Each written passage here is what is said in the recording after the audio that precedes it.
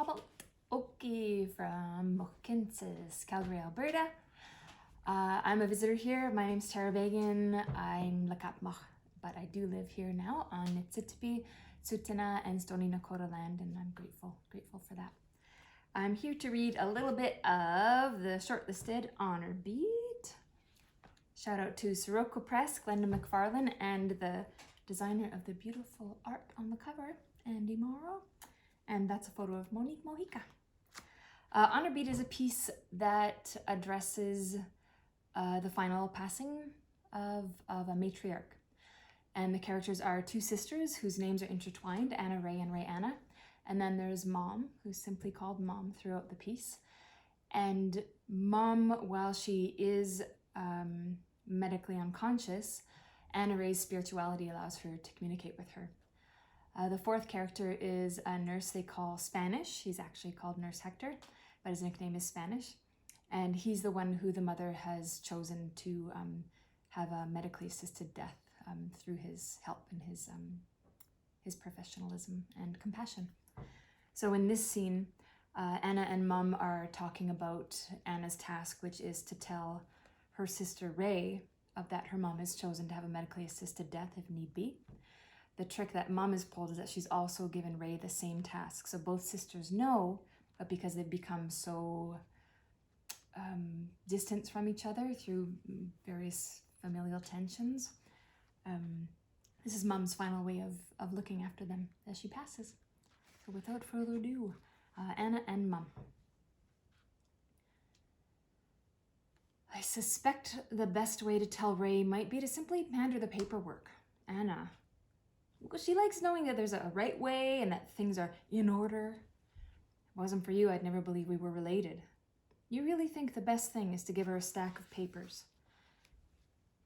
It would be easiest. For me. I don't want to have to speak it. Try. Okay. No, try it right now. To you? Sure. Okay. I'll try. Do I pretend you're her or you? Her. Probably more helpful.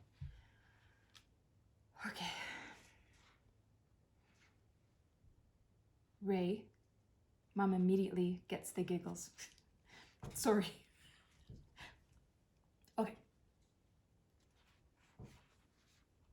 I know this might upset you, but I hope you understand it's Mom's choice. She's not gonna be laughing. Mom, come on, help me out. Sorry. Thank you. Ray, this is Mom's choice. This is what she thought would be best for both of us. All of us. Huh? Well, for you two and Ray's girls. Right. Nice. Okay. This is what she thought would be best for all of us. It's also why she thought the girls should stay at school. She thought it might be a bit much for them. Exactly. Spanish is here because Mom chose him for a very big purpose. Too Oprah sounding. What? It isn't. Yeah, try something simpler.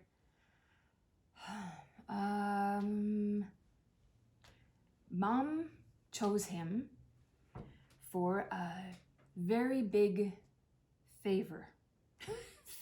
Favor. Like he's watering my plants while I'm in Vegas. Well, what word would be best? No. Favor's good. Sorry.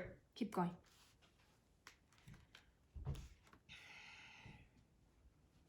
Spanish is very well respected by his colleagues.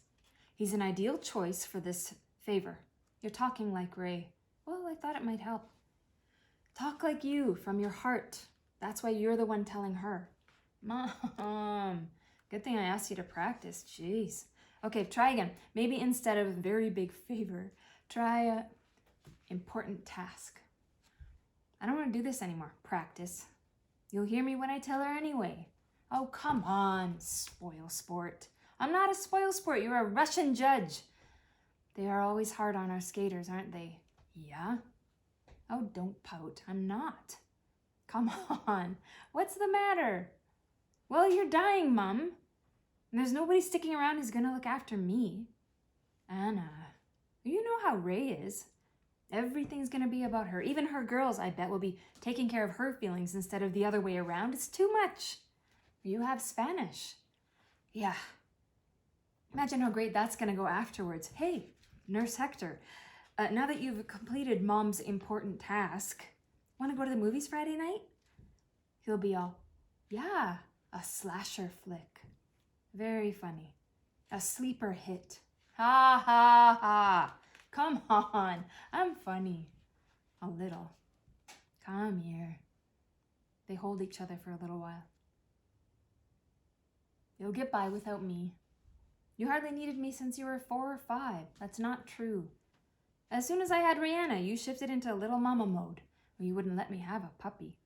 You adored her. You even changed diapers. A whole family of weirdos. Remember when you had that doctor's appointment in grade 2? Ear infection. It was right after Ray's dad passed. I just got out of the hospital, got you girls back.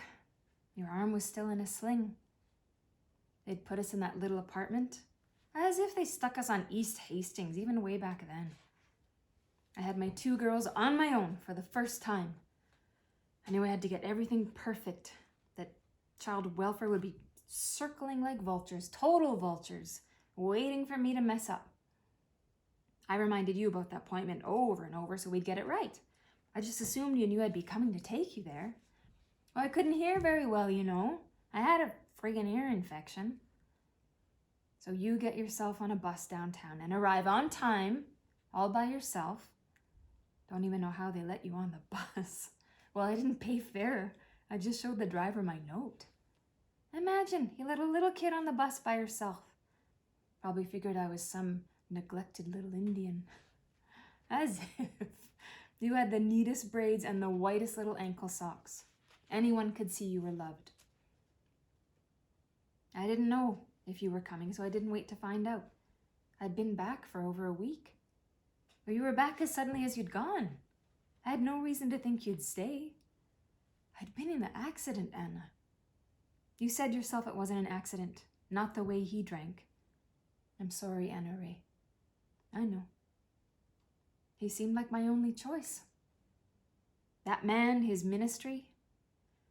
When I ran from that school on my own, plumping up with you, I didn't think I'd ever have my own life. A single mom in the 1950s, and brown as you. You know, Anna Ray, I think if I had been as brown as you, they wouldn't even have let me try to keep you for myself. They would have taken you when you were born. You're probably right, Mom. But we survived. And it was his flock that looked after you girls when I was laid up in hospital. They were horrible. I'm so sorry. They kept telling us they didn't know if you'd ever recover. And they didn't let us go see you, so I just had no idea. I'm so sorry. The thing about it, Mom, that was so disorienting is that you were always there before. You were the one thing. No matter where we lived or with who, there was always you.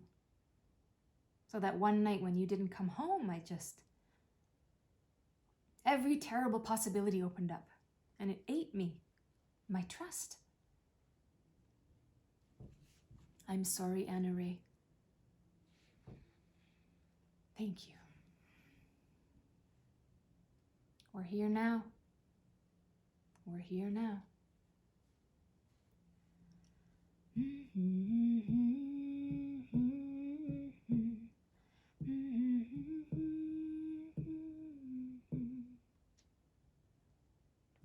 That's the end of excerpt. That little humming at the end was a traveling song written by Pura Fay for the premiere production at Theatre Calgary, which was directed by the magnificent Michelle Thrush.